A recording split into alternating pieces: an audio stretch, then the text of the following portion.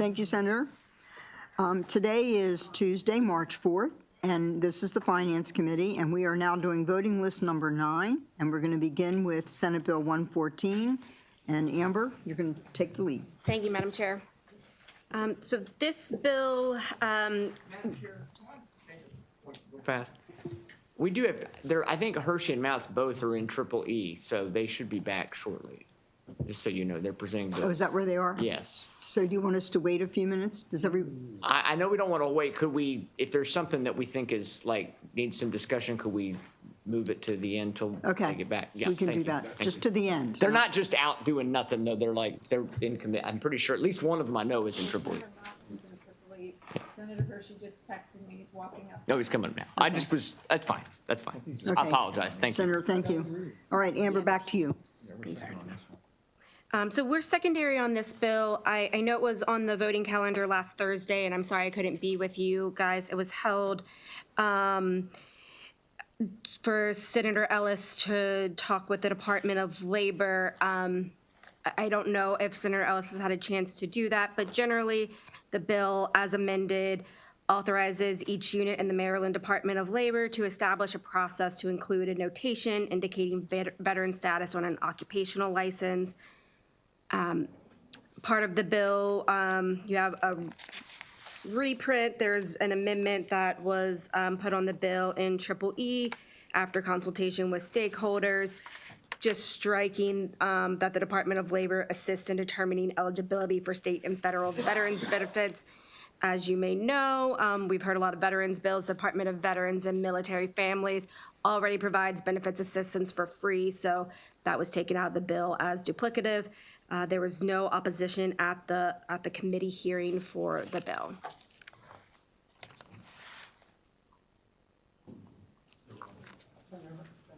Yeah, so I spoke with the sponsor extensively, and so my concerns have been resolved. Thank you, Senator Thank you very Ellis. much. So do I have a motion on Senate Bill 114? Excuse me, is it favorable with amendment or favorable? Favor with amendment. With amendment. I'm sorry. Senator Lamb said favor with amendment, and who seconded it? I did. Senator Reedy. So we have a favor with amendment and seconded. All in favor of Senate Bill 114? Senator Reedy? Unanimous vote. I think. Senator Hershey Kramer? votes for it too. And, okay. I raised my hand. Unanimous, just Senator Mounts is in another committee. Thank you. Just in time. For 149.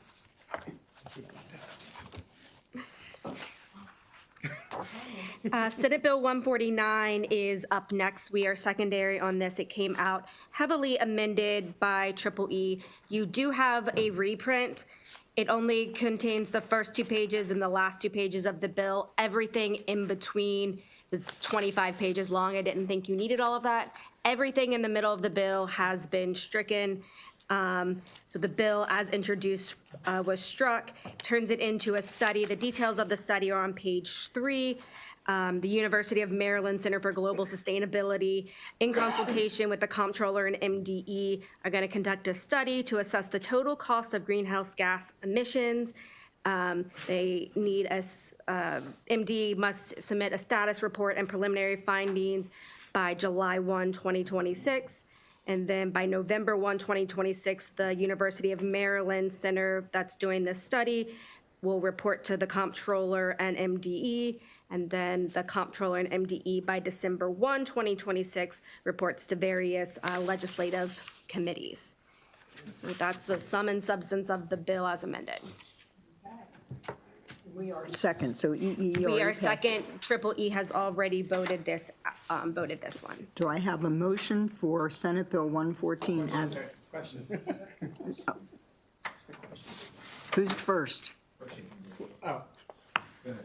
Okay, thank you. I'm just wondering what the revised fiscal note is with all of these studies that have to take place from University of Maryland Center for Global Sustainability.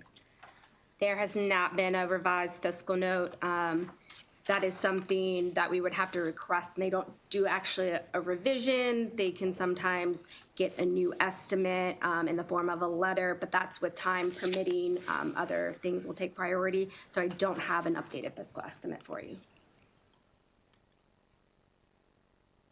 Sounds expensive to me, to be honest. I mean, Isn't it a work group? we're asking the University of Maryland Center for Global Sustainability to perform this entire study. Okay. And I don't know that we've asked them how much it's going to be or not, but Senator Reedy?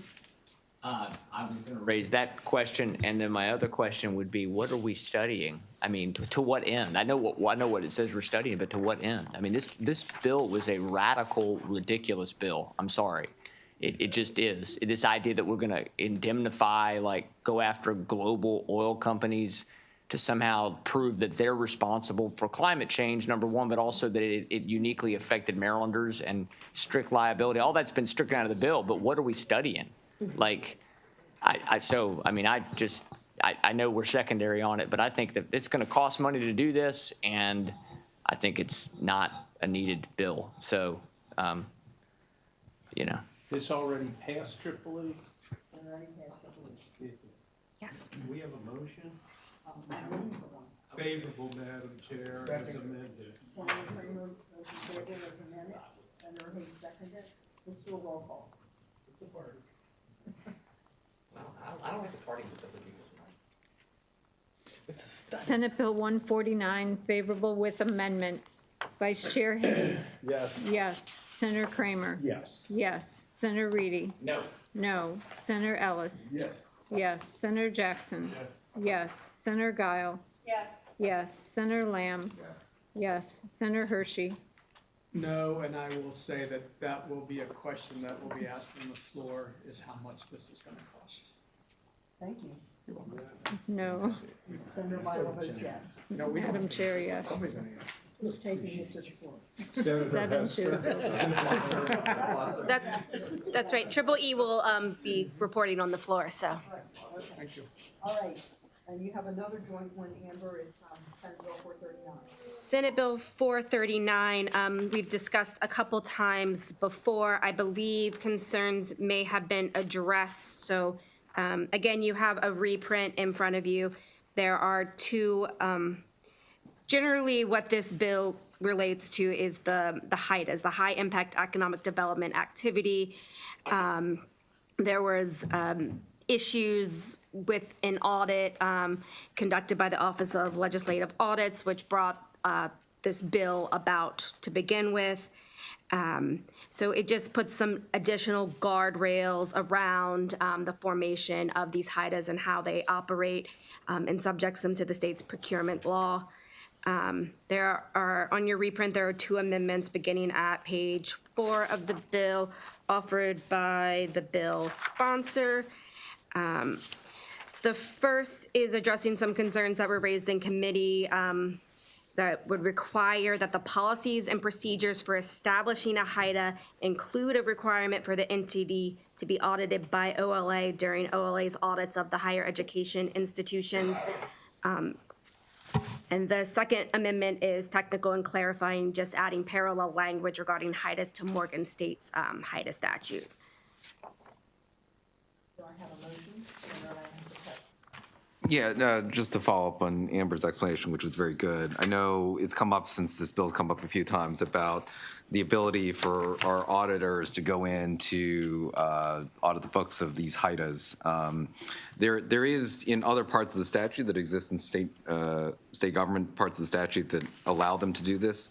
The First Amendment is just a reiteration of that directly in the OLA audit kind of parts of the statute to address, Senator Ellis has brought up this concern. We want to make sure the auditors have the ability to do that. We understand that they had that under the existing law. We're just making sure that that's very clear to anyone that receives this money. But this is having an audit for higher education. No, this is to audit the HIDA. Yeah, because the HIDA in question, one of the HIDAs in question said that they wouldn't let the OLA audit team come in to review their books, even though state law says that they could. Eventually, the HIDA relented, but there was no, I guess the only way for OLA to enforce this is to have the Attorney General sue the HIDA, which was odd. But, this is just to kind of reinforce that point. Thank you, Senator. So do I have a motion for Senate Bill 439 as amended? Okay, Senator Ellis motioned, Senator Reedy seconded. All in favor of Senate Bill 439 as amended? Unanimous vote, thank you.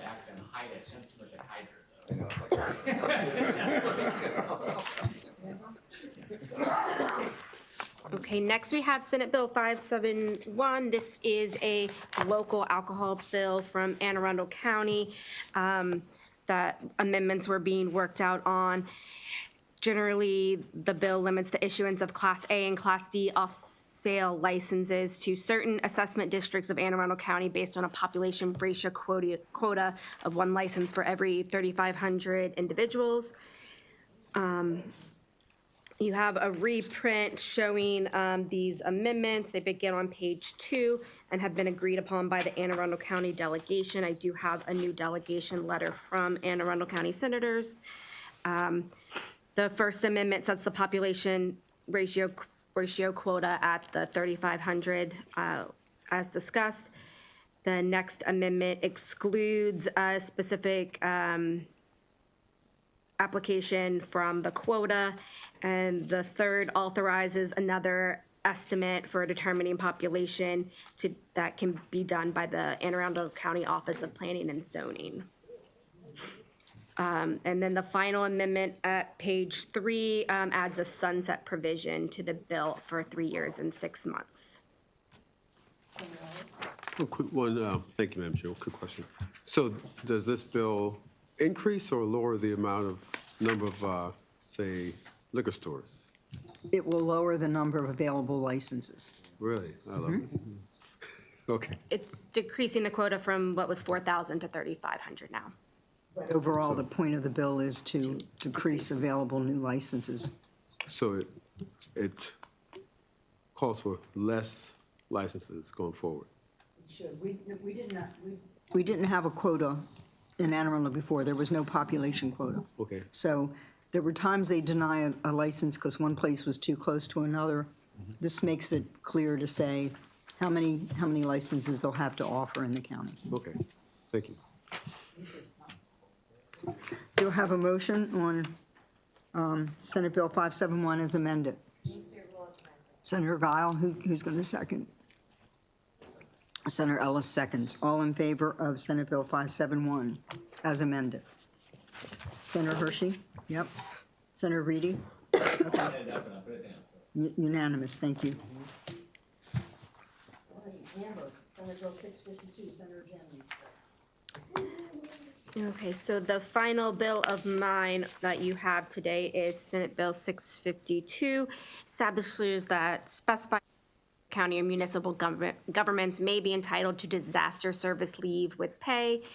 Eligible employees may use up to 15 days of disaster service leave in any 12-month period, only after obtaining approval from their local governmental unit. The bill also authorizes local government employers to provide leave with pay for jury service, attendance at employee organizational events, uniformed services training, court testimony, or administrative leave. There are a couple of amendments that you have on your reprint as offered by the bill sponsor, and they also address concerns raised at the committee hearing from the MML and MACO. Generally, the amendment that you have there at page 1 just clarifies that a governmental unit may, but is not required to provide this disaster service leave with pay to employees. I just have a question. Quick question. Oh, sorry, go ahead. I thought he was moving. I think I'm, just in the interest, because we brought up something on a different leave bill. This is disaster. I looked at the fiscal note. I'm just confirming for the record. This is for people who serve in some kind of capacity like Civil Air Patrol or the American Red Cross, or there's a couple other things listed that I frankly have never heard of, but I assume they are. Well, no, I've heard of, I know about Maryland Volunteer Organizations. So, or if they're an EMS or something like that. Okay, so this is to a county or city could choose to give them up to 15 days. It authorizes, but does not require. Correct. So, okay, just, thank you. Yeah, thank you, Madam Chair. So is enabling legislation required, or can counties or local governments already do this? If it's just a may, can they just do it already? Like, yeah, is this bill, I'm just wondering if this, I'm not opposed to this bill in principle. I'm just asking, like, is enabling legislation required? Can they just do this now? I'm unsure of the answer to that, Senator Guile, but I can find out for you and get back to you.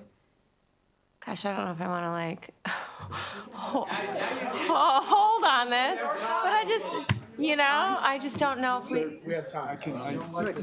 Maybe Dave can address.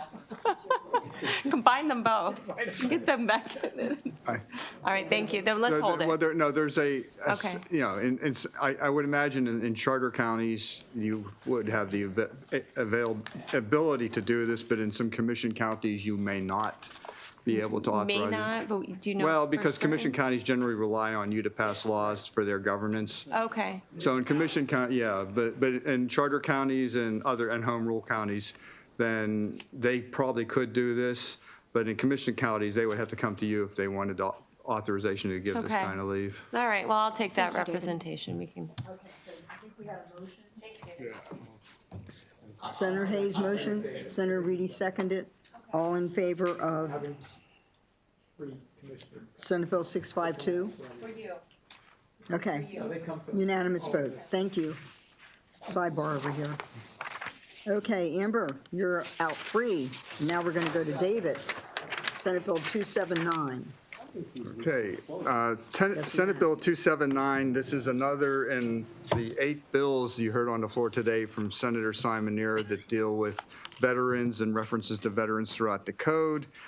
This bill establishes uniform definitions related to the military designations by reference to definitions in the U.S. Code in many articles in the Maryland Code: business occupations and professions, business regulation, commercial law, economic development, financial institutions, general provisions, insurance, labor and employment, state finance and procurement, and state government. You have a reprint in front of you, and by far and large, most of these changes are technical and make these changes. And if you want to see what the new definitions that are going to apply throughout these articles are going to be, you can go to the very last page of the reprint and the state government article, and these are the definitions that are changed throughout this bill, throughout the code. There are amendments offered, that's why you do have a reprint, and these are from the sponsor. And if you go to page 14 of the reprint, you'll see that the initial draft removed honorably discharged veteran as eligible for job creation tax credit. It restores an honorably discharged veteran who may be eligible for that job creation tax credit. On page 16, there is clarifying language that adds a new catch-all for the definition of veteran. And on page 22, again, the original draft took out the ability for a honorably discharged vet to receive some benefits. It restores that language. There were no opposition to the bill, and that's that. And your primary on this, if you pass this bill, will go to EEE for their concurrence. Any questions? Yeah. Okay, Senator Ellis. Yeah, thank you, Madam Chair. So, David, you're saying that the original text took out honorable discharge and this reprint put it back in? The sponsor the original bill took that out in 2 specific instances in the bill, and he's restoring honorably discharged veteran as somebody who would be eligible for certain benefits in the state. Yeah, so honorably discharged veteran. Yes. That term is in there. Yes, it's in the code right now. Yes, so there are various levels of discharge. The two ends, you have honorable and you have dishonorable. And in between, you have like other, yeah, and like less than honorable and others. So, and then you have general discharge. And so I'm not sure if you're leaving out some individuals who were not dishonorably discharged but who have like a general discharge or maybe a less than honorable? Well, the existing law that he struck, these qualified veteran employee means an individual who is, and this is under current law, honorably discharged or released under honorable circumstances from active military, naval, or air service as defined under federal law. So the honorable circumstances took care of the other levels of. I'm not, you're more familiar with this than I am, but that's current law right now, and he struck that, and then the senators offered an amendment to restore that ability. And that phrase, other honorable circumstances. It's in current law, it maintains current law. So nothing changes there? Nothing changes there. Okay, yeah, okay, that's good. And It's a little technical, but I think we got it. And you also have, the House bill is over here with the same amendments. Okay, good, okay, thank you. Senator Hayes? Thank you, Madam Chair. David, I had a question, the same question, but on page 14, where it talks about the honorably discharged, that language is stricken. Is the language to restore it, the language down on lines 27 through 29? No, that's a different part of the code, that's a different article. Instead of just, sometimes when you don't want to do something in a bill, you take out all the language and then you change the function paragraph. So you're not getting rid of any existing law. You're just taking it out of the bill. So it's just not going to. And that's why there's a line through it? That's why it's lined out. Got you, okay, thanks. Okay. Senator Lamb? Yeah, just a question, just a clarifying question for David. I know there have been conversations about the Public Health Service, part of the Uniformed Services. The way 9-901 is rewritten, because I'm looking at current statute, and then obviously on page 27, 28 of the reprint, it's rewriting that part of the statute. So it's basically referencing federal law in 37 USC, right? So it's just aligning state definition of armed services, uniformed services with the federal definition, 37 USC. Yes, that's what the intent of the sponsor is, and then you make all these concurrent changes, or these equivalent changes throughout all these articles to have all the definitions aligned. So when you talk about a military service or a veteran, you're referring to the same type of veteran or military service, or if they're in one of the public services throughout the code. Okay, thank you. Do I have a motion favorable? Senator Lamb favorable. Do I have a second? Senator Jackson second. All in favor of Senate Bill 279 as amended? Thank you. Unanimous vote. Okay. Okay, the next bill is, raise that up a little bit. Senator Bailey. The next bill is Senator Bailey's Senate Bill 544, if you recall from last week. This will allow chemical toilets in 3 circumstances that. Favorable. Second. All in favor of Senate Bill 544? No amendment. No No amendments. amendments. Senator Ellis has a question. Yeah, so the health department and the environment came in with certain guardrails. I mean, even, so hey, don't put toilets next to wells or streams. So I was thinking, I had a dog for many years, and that dog never pooped where he drank water or ate. Always went, so why would we put poop next to water, or why do we reject some reasonable amendments from the recommended by our health department? Not even dogs do that.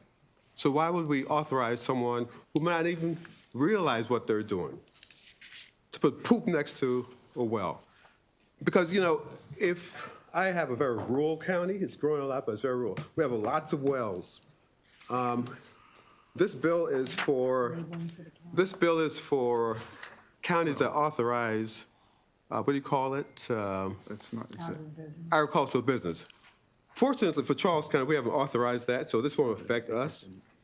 But think about others. I'm taught by my parents never just think about myself, but you think about others sometimes, or all the time. Why would we do something that even dogs will do? Put a toilet and poop next to drinking water and food. It doesn't make any sense at all to me. Maybe someone can explain what's the rush to pass this bill on them, and I'd listen to our experts in our health department and our environmental agency. What's the rush? What's the reason? I mean, I just don't understand the point. Senator, I think is to try to help these growing businesses, the wineries and, you know, it's mostly wineries that are out in the rural areas. And it would be up to the counties, and you said your county doesn't have agribusiness. No, it doesn't. My county has a lot of agribusiness. Yeah. I'm sure they'll make every effort not to place it near a pond or, I mean, these are self-contained, it's not going into the ground. Now, I think you made the point during the hearing that it maybe could split. I don't know how often that happens. Yeah. But Accidents happen, Madam they Chair. are emptied on a Yeah. regular basis, Yeah. you know, on a schedule. Yeah, accidents happen. Accidents happen. and that's what, Yeah, you just know- look at Baltimore County. Their accident happens frequently with their big sewer plant. But Yeah. we're just talking about a little bit of poop. Yeah, a little bit. Talking poop, okay. But, you know, I'm not, I mean, what's the reason to not even listen? If we don't even accept the 200 feet from water supply? I think some why- of the properties aren't that big. Okay, why even put it not within 10 feet or 50 feet? I mean, because laws are there to make people think about some safety issues. So you think about, you know, speed limits on the highway, right? I mean, you can go and you can step on your gas pedal and just go as fast as you want. No one's going to stop you until a police officer stops you or a state trooper, but you can do it. But the law, speed limit is there to make people think and obey and keep everyone safe. So we as legislators, we're saying, hey, it's up to you, agribusiness, to do what you want to do. And I mean, I'm just really concerned about that. You know, why would we not even put a little guardrail on it? And we're rushing to pass it, and without listening to our experts and saying, hey, put a little guardrails up. I mean, they put it in the health department. Are you put it- proposing an amendment, Senator? Because if you're proposing an amendment, we're happy to consider it. So, no, I just wanted to know why, if there was a reason before I do that. Okay, so let me see if Senator Kramer has anything to Thanks. add to this discussion. He's got his light on. Yeah, thank you, Madam Chair, and I do appreciate the concerns, but I am not as concerned about what it was the department came in to offer. And the reason I say that is that the department did not want the bill. So they came in with a laundry list of amendments to the bill that pretty much would have neutered what the bill did. And we do see that quite a bit. When a department doesn't want us to pass a bill, they'll either throw a crazy fiscal note at it, or they'll come in with an amendment, and as I said, in this case, a laundry list of things that they would have required.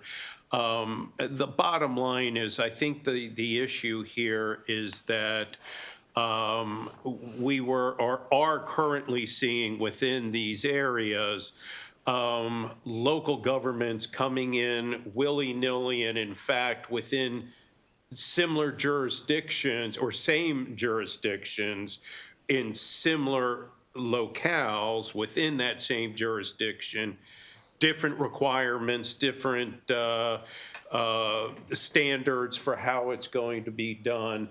And so the intent of the bill was, let's just ensure we have across the board a standard that's applicable wherever you are. I'm not aware, and I did ask this question of the bill sponsor after you expressed your concerns, do we know of any instances where there has been a problem where drinking water somehow was contaminated? There did not seem to be any indication, and like I said, I appreciate your concern, but I think that the issues raised by the department were more in an effort to derail the effort than to express any, I think, verified legitimate concerns. And I mean, certainly if at any point we ever find that as a consequence of a portable facility like this causing any problems with drinking waters, we certainly can come back and revisit the issue. But I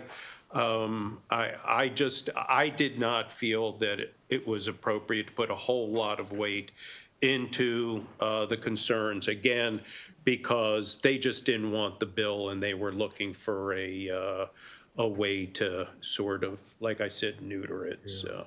So a couple questions, if you might. Okay.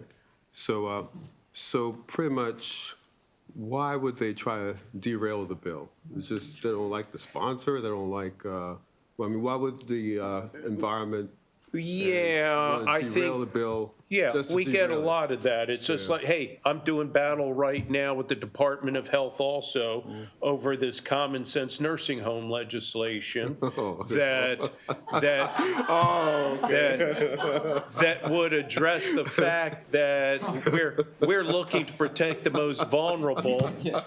But there you go. I didn't meant to go there, Senator. Well, I'm just saying, it's routine, and they do it, and so you were asking for, why would they? Well, they do it all the time, and I think this is just another example of the department doesn't want something, so here we go. Yeah.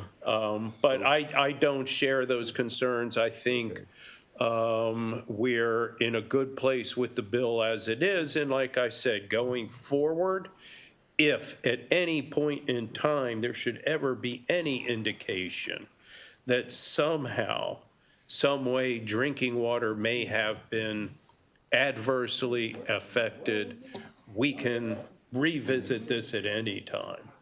Yeah, so you're saying we'll be more in a maybe reactionary posture to see if anything bad happens. If nothing bad happens, we're good. Because Okay. so, just would you be amenable to now maybe if not 200 feet, maybe 50 feet? Well, I guess the question is, do we even have anything empirical that tells us that there is a specific distance that if there were to be a spill, you know, what is the safety range? In other words, this would have to likely, if it's going to get down to well water, it would have a long ways to get through soil, and it would have to travel. And so I just don't know that we are in a position to judge Well, we are. what is an I'm sorry, appropriate Senator. distance, that's all. Well, we can be in a position to really not necessarily judge because we're not a court, but to legislate properly. So, for instance, my well water, my well goes down 800 feet, which is a very deep well. But hydrologically speaking, my water comes from Hagerstown, where this level goes up to the surface. So if someone up in the Hagerstown put a porta potty and they said, we don't like Ellis and let's have a spillage, it might come down 800 feet to my well water. And so you'll never know where the spill will happen that affects all our water. Because most of our waters, except for, what do you call it, WSSC comes from well, aquifers. So it's a very technical area, and there's a lot to consider. And I believe that we're playing fast and loose with just saying, you know, no controls, streams, water. So, I mean, I'd love to put a hold on this bill and to talk to someone about So, maybe. Senator, I'm not sure what the process is, because we already had a motion and a second. Yeah. It might be a little late to hold the bill. It's late to hold it. Well, because we already had a motion and a second. Unless someone, you want to withdraw your motion? I'm comfortable with Motion. I mean, so, I mean, porta potties have been in use for decades. Yes, and I think the vice chair will take this bill to the floor. We already marked you to take it to the floor. But porta potties have been in use for decades in every area, be it rural, urban, suburban. I am not aware of there having been issues with them contaminating drinking water through these decades. I don't share that heightened concern. I understand.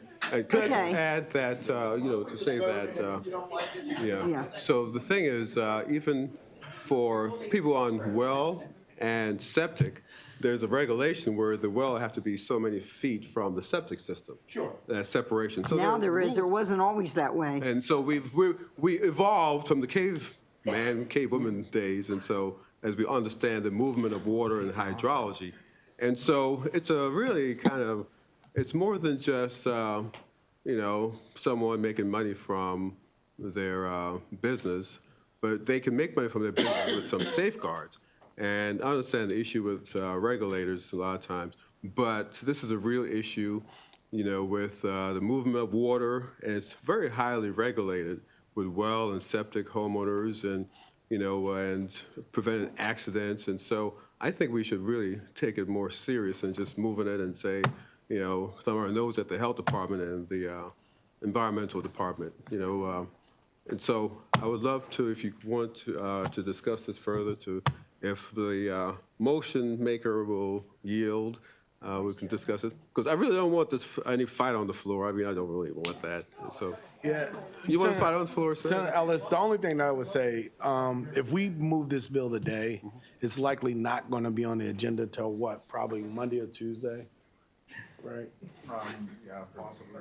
Yeah, and I think the chair has already said, like, if there's an amendment that you will want to consider, if you want to talk to the department between now and then, and, maybe bring it to the chair's attention before it comes to the floor, I think she would consider. I think your statement earlier about there is no amendment, no one submitted amendment. We often get testimony from various agencies that are informational, and then what I typically do, I'll usually text one of the analysis if I think there should be an amendment to the bill. But in this case, there was no one that brought forth an actual amendment for us to consider. Okay. But there's still time to do so if you would like to. Yeah, sure. But it sounds like this bill, we're about to move it. And I don't want to be fighting my committee on the floor, so, I don't want to be doing that position. So okay. And just do a friendly. Yeah. Okay, all right, if that's a, Got a motion? Madam Manager? Senate Bill 544, favorable. Vice Chair Hayes? Yes. Yes. Senator Kramer? Yes. Yes. Senator Reedy? Yes. Yes. Senator Ellis? can I have not a yes or a no? Abstain. You can Abstain, there you go. There you go. Senator Ellis abstain. Senator Jackson? Yes. Senator Guile? Yes. Senator Lamb? So just explaining my vote, I share Senator Ellis's concerns, but I didn't want to further dump on this bill, so I'm going to vote no. Senator Lamb, no. Senator Hershey? Yes. Madam Chair? Yes, Yes. the bill passes. Okay. Go ahead, David. I think you have to turn my light on, Tammy. Oh, okay. So the next bill on your list is Senate Bill 641.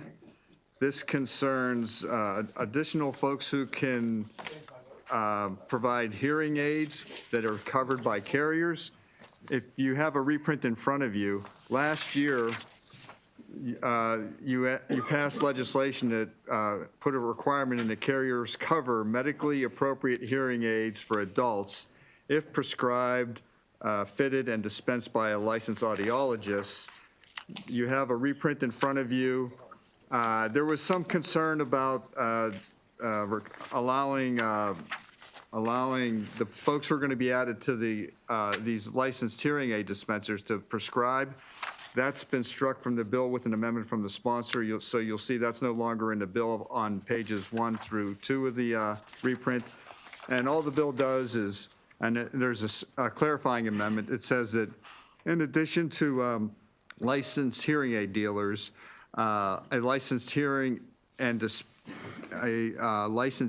aid dispenser can also get coverage from a carrier for ordering and fitting a hearing aid. With amendments, all the objections are no longer in the bill, apply to the bill. Have any questions? Senator Reedy moved favorable on Senate Bill 641. Do I have a second? Senator Giles, second. All in favor of Senate Bill 641? Anybody opposed? I think this is the Costco bill, quite frankly. Okay, good. Okay, the next bill on your list is Senate Bill 776.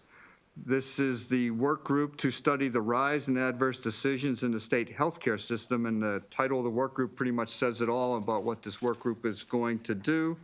You have a reprint in front of you, and the amendments to this reprint do a couple things. They conform the bill to House Bill 995 as it was introduced. They also, as you often do with these type of work groups and commissions, tweak the membership. And if we can go quickly through here, I can point out the amendments where it conforms and also adds members. On page 1 of the reprint, Secretary of Health is struck. That was not in the House bill, so that's conforming. On page 2, the Health Education Advocacy Unit of the AG wanted to be part of this work group, so they're added in, and that's also that was also in the House bill. On further down, instead of the President of the Senate and Speaker of the House appointing these members, it would be the governor. And there's another conforming amendment on line 10 that the hospitals have to have a representative from a large hospital system and a representative from a community hospital. If this work group looks familiar, it's sort of similar to the work group that was established last year to study ED wait times. The next, on line 14, the next two changes were in the House bill but not in the Senate bill, so those are conforming. But both House and Senate both House and Senate bills have an amendment to add a representative of federally qualified health centers. And then there's an amendment offered by the sponsor that would, again, make it the same as the House bill that passed and is in the Finance Committee by saying that regarding the staffing, there would be no in consultation with the Maryland Hospital Association. The details and the duties of the work group begin on the bottom of page 2 and flow through to page 3. And the work group will last for 1 year and 1 month and terminate in June 2026. This was really strange because it was a cross-file of the House bill, but they weren't identical. So we weren't sure what happened, but now we made them identical. Do I have a motion on the bill as amended, Senate Bill 776? Senator Reed, you're shaking your head? So moved. So moved, thank you. Do I have a second? Senator Jackson, second. All in favor of Senate Bill 776 as amended? Any unanimous? As long as you're not floor leader, is that what you said? As long as I'm not on the work group. Maybe the sponsors on the work group. The next bill is Senate Bill 902. You have a reprint in front of you about this bill too, and as amended, and the House bill is already over here, there is no opposition to this bill, so very quickly, the bill alters the requirements on carriers with regard to referrals for non-participating specialists and non-physician specialists with an emphasis on mental health and substance use disorder care provided by a non-network provider at no greater cost than the care provided by a participating provider in the network. If you go to the reprint on page 3, these are some of the amendments that were offered by the sponsor and also adopted by the House. And in the middle of the page, these amendments clarify the circumstances for which a referral or circumstances for a referral are clarified. Again, and they focus on mental health or substance use disorder services on page 4 of the reprint. it specifies that a carrier may require utilization review to the extent it would be used if the covered benefit were also provided in network. And the bill, as introduced, required the Maryland Healthcare Commission to establish a reimbursement formula. That is struck from the bill. So as amended by the sponsor, then this bill has no opposition. And it's the same as a House bill that's already over here. Motion favorable on the amended bill? So moved. Senator Hayes' motion, this is Senate Bill 902, is there a second? Senator Jackson, thank you. We have a motion and a second on Senate Bill 902 as amended. All in favor of Senator Augustine's good bill? Any? It's unanimous. Thank you. Okay. Okay, and the last bill that has my name near it is Senate Bill 956. This is a bill that concerns health insurance, Medicare supplement policies, and broker commissions. I see I have to change broker up there. So as the sponsor explained the bill, carriers can provide differing commissions to brokers who sell Medicare supplement policies based on the circumstances of the sale. Under an open enrollment period, they pay one commission, but on other areas where they can sell a Medicare supplement policy, they may pay a less commission. So this would provide that, as amended, a carrier shall pay the same commission rates to an insurance producer, not broker, because that's the term used in the code, for the sale of Medicare supplement policy sold during an open enrollment period as an underwritten policy or under 15909B6 of this subtitle. And 15909B6 of the subtitle is something you all passed in 2022 that authorized supplement policies to be sold near somebody's birthday. Do I have any questions? Do I have a motion for Senate Bill 956 as amended? Senator Ellis and Senator Kramer. Motion is second. All in favor of Senate Bill 956 as amended? Thank you. Unanimous vote. Okay, Nathan, bring us home. All right, up first, as you may recall, the Uninsured Employers Fund, or UEF, is the payer of last resort in workers' compensation cases. So Senate Bill 227, for which you have a reprint, is a departmental bill that modifies the process by which an employee or dependents of an employee may apply to receive payment from the Uninsured Employers Fund in a workers' compensation action. So there are a few amendments that strike a provision that would have required an employee or a dependent to return a certain overpayment to the UEF, and instead authorizes the Workers' Compensation Commission to order a certain offset or credit against an award in the future. The amendment also strikes a requirement that the Workers' Comp Commission provide actual notice and instead just provide notice to an uninsured employer. And then finally, the bill requires UEF to make payments to covered employees in accordance with the bill's revised requirements. Do I have a motion for the amended Bill 227? Thank you, Senator. Do I have a second on 227? Senator Mount seconded. All in favor of Senate Bill 227 as amended? Unanimous vote. Thank you. Right, up next is Senate Bill 277. This is another service member related bill from Senator Simoner, who is the sponsor. So Senate Bill 227, for which you have a reprint, generally establishes uniform definitions related to the military in the general provisions article, the health general article, health occupations, housing and community development, and the state government article of the code, primarily by referencing the definitions that are in the U.S. code. The majority of the changes are stylistic or technical, but substantive changes generally make certain provisions applicable to all members of the uniformed services, thereby expanding eligibility for certain privileges and benefits to include members of the Public Health Service or the National Oceanographic and Atmospheric Administration.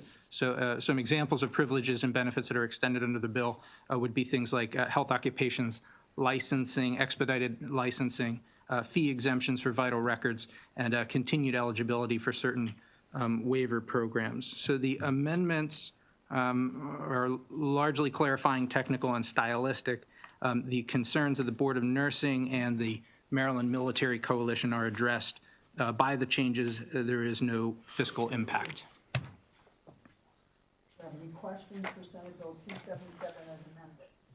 I have a motion, please, on Senate Bill 277. Senator Gall, second motion. Who seconded? Senator Reed? Motion and a second. All in favor of Senate Bill 277? Thank you. Unanimous. So up next is Senate Bill 306, for which you have a reprint. This bill would require the Workers' Compensation Commission to regulate fees and other charges for the reimbursement of prescription drugs and pharmaceutical services provided through the workers' compensation system. And so any such reimbursement must be limited to an index or indices based on acquisition cost and may include reasonable dispensing fees. So there are a few amendments, and I'll just walk through them from the front to the back. So on page 2, the bill amendments offered by the chair now say that the commission is required to have the fee schedule in place by September 1st, 2026, that the schedule is limited to pharmaceutical drugs and services provided by a person who holds a pharmacy permit. So it would therefore exclude physician dispensers. Moving down, the amendments further specify that the commission can offer, in addition to the index price, a reasonable dispensing fee and any other percentage increase or decrease determined by the commission. The next provision that you see there authorizes an insurance carrier or an employer, or rather it specifies that the bill does not prohibit an insurance carrier or employer from otherwise arranging with a pharmacy benefit manager, a network of pharmacies or dispensing providers for a lower rate. And then finally, you'll see that there is a required study for the Prescription Drug Affordability Board related to some areas of concern, including prescribing of high-cost formulations and compounding formulations. Those study results are due on March 1st, 2026, which would be about 6 months before the Workers' Comp Commission is required to adopt the fee schedule. So the required study would be able to contribute to the deliberations at the commission. Do I have a motion on Senate Bill 306 as amended? Senator Hershey? Thank you. Why was PDAB brought into this? Did they suggest that they could do this, or is there any? I actually talked to Dr. York because it's a concern with these compounds that doctors mix. It's not like run-of-the-mill over-the-counter or, prescription kind of things. And he said they've been looking at this anyway, and they were happy to do the study. Okay, thank you. You're welcome. Any other questions? Favorable. Thank you. Do I have a second? Second. Thank you. Got a motion from Senator Val, second from Senator Kramer. All in favor of Senate Bill 306? Do we need to call the roll? I think we need to call the roll.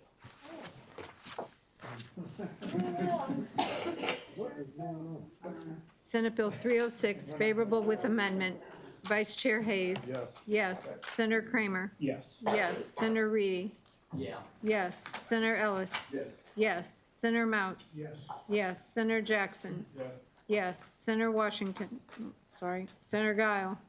Yes, it's a very good bill. Yes, for this very good bill. Senator Lamb? I'm sorry, yes. Senator Hershey? Yep. Yes. Madam Chair? Yes. Yeah. Right, up next is Senate Bill 589, for which you have a reprint. This bill requires the Maryland Office of Overdose Response, in collaboration with the Department of Health, to develop and maintain an interactive dashboard on opioid restitution fund spending to share prescription opioid-related settlement information with the public. And so a county or a municipality that receives settlement funds must provide the department with specified information to include on the dashboard, and the department must establish an online portal for a county or municipality to report or upload information. So there are amendments that require the dashboard to include links to other related information. And the amendments further exempt counties and municipalities from certain reporting requirements if the county or municipality complies with existing reporting requirements related to an opioid settlement. And then finally, the amendments would require the department to upload information in compliance with the terms of an opioid-related settlement. I have a motion for Senate Bill 589 as amended. Senator Ellis, do I have a second for the amended bill? Senator Guile. All in favor of the amended bills 589? Unanimous vote. Thank you. Up next is Senate Bill 695, for which you do not have a reprint. So this bill modifies the membership of the board for the Uninsured Employers Fund by expanding the number of members from 3 to 5, and then altering the minimum qualifications, adding members with experience as officers or employees of a property and casualty insurance company, experience in the fields of accounting and finance, and experience as a policyholder of workers' compensation insurance. And then the bill also requires, instead of authorizes, the board to establish financial reserves to meet potential losses of the fund.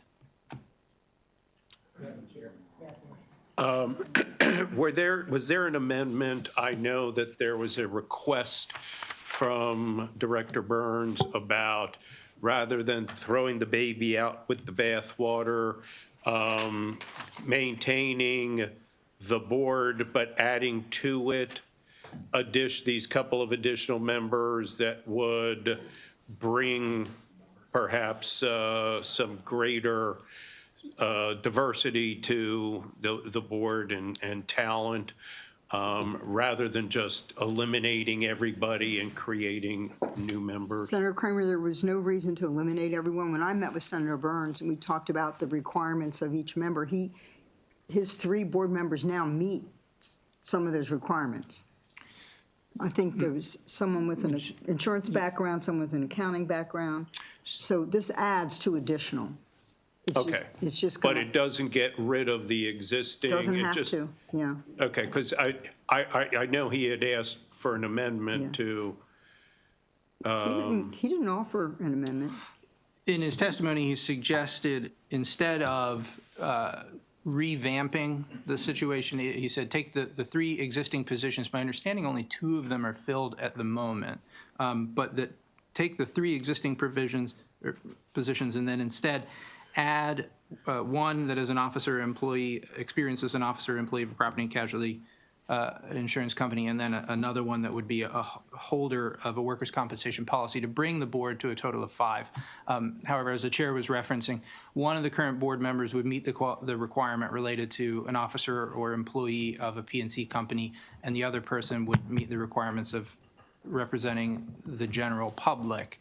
And so those 2 individuals could be reappointed to the board under the new qualifications. And the argument that the director laid out was that their experience was potentially an advantage. And so I think that would absolutely be considered. If having experience on the UEF board is a positive, then those people would be more qualified than someone off the street.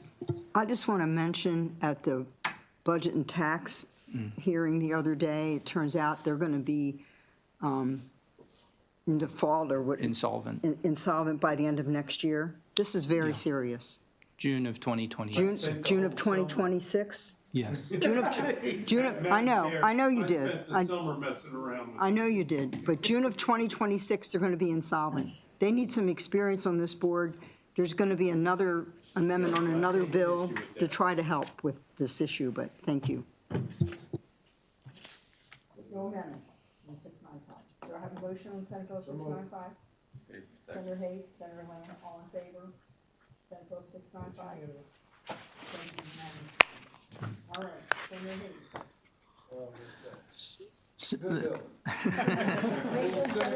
Next bill is Senate Bill 830, which expands the list of entities authorized to receive certain information related to workers' compensation claims to include the uninsured employers fund, the subsequent injury fund, and their agent. The bill also expands information that must be authorized to be shared with these entities or their representatives. There's an amendment that makes conforming changes to subsequent sections of the code that address the submission of claims application forms. There's no fiscal impact, no opposition. No opposition. No, everybody loved it. Senator Hayes moved favorable. I need a second. Second. Senator Guile, all in favor of Senate Bill 830 as amended? All right, unanimous vote. All right, the very last motion is motion. This handy dandy bill? Yep. Senate bill? Motion unfavorable withdrawn for Senate Bill 14, Senate Bill 824, and Senate Bill 917. Do I have a? Thank you. Did we start the vote already? Can't we just vote that unfavorable? No, we can't. No. It's been withdrawn. We have a letter of withdrawal. Senator Reedy just moved favorable. Do I have a second on that motion? Senator Jackson, thank you. All in favor of the motion unfavorable withdrawn?